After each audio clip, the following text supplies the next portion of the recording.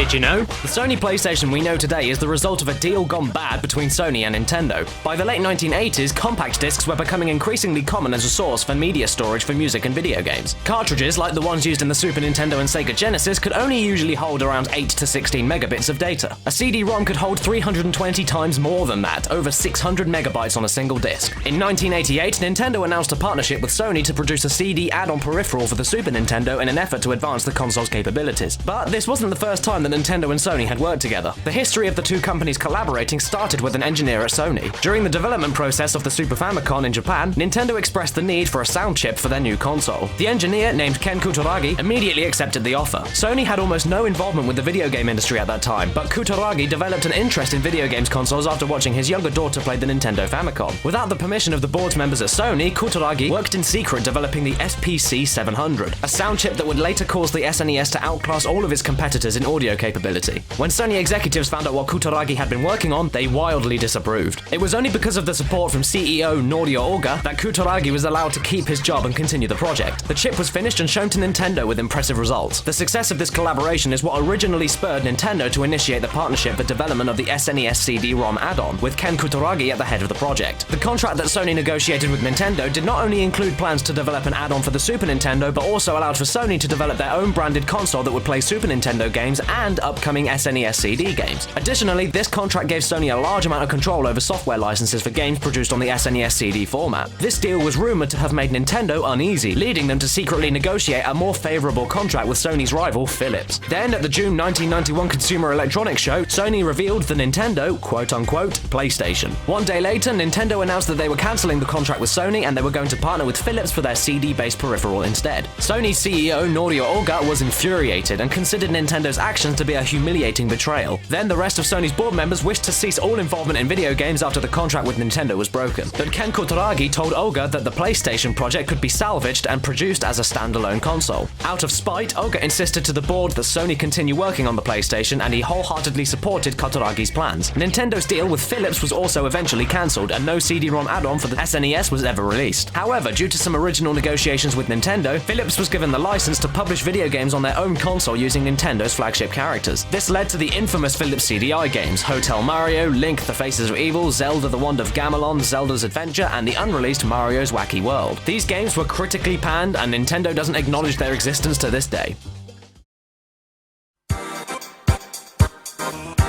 The hardware that Ken Kutaragi chose to utilize with the final design for the Sony PlayStation resulted in the most impressive video game console the world had seen up to that point. Sony correctly predicted that 3D polygon-based games were the wave of the future. The PlayStation was released in Japan on December 3rd, 1994. It was the second console of its generation, competing with the Sega Saturn, which was released 1 month before the PlayStation. The Sega Saturn also had 3D capabilities, but was not directly tailored for that type of gameplay like the PlayStation. Competitively, the PlayStation was also $100 cheaper than the Saturn, retailing at $299. Another unprecedented aspect of the PlayStation was the controller. Almost every other console controller before it had used letters to represent the different input mechanisms, but the PlayStation used the symbols X, circle, triangle, and square. The controller was designed by Sony's Taiyu Goto. Goto explained that the symbols were originally meant to indicate universal functions for game designers to implement into their games. The triangle button refers to the viewpoint. I had it represent one's head or direction and made it green. The square button refers to a piece of paper. I had it represent menus or documents and made it pink. Then the circle and X buttons represent yes or no decision making, and I made them red and blue respectively.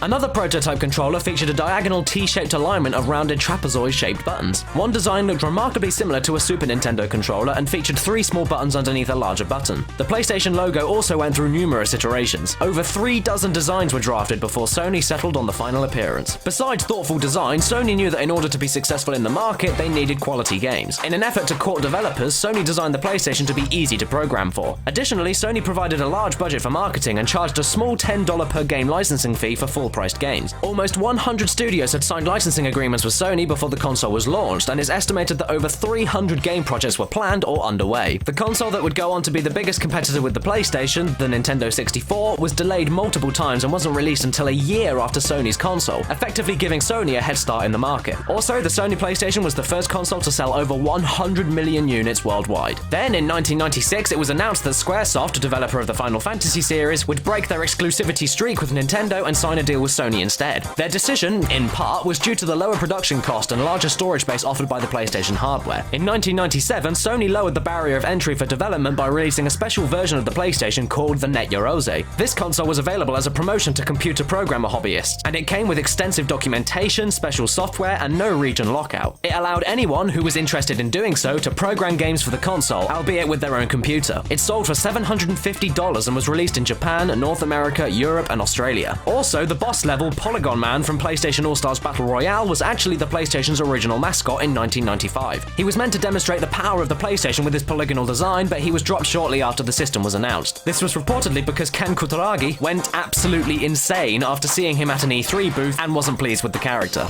I'm afraid that's all for today, but don't forget to subscribe to DidYouKnowGaming and follow DidYouKnowGaming on Facebook and Twitter. Make sure you also check out DidYouKnowGaming.com, and if you like this video, go and check out our other videos. And if you want to hear more of my voice for some reason, you can have a look at one of my reviews I did a few weeks back on the worst game ever made. Yes, I'm not even exaggerating there. Nobody talks about this game and I'm really confused why, so you're gonna have to see how horrible it is.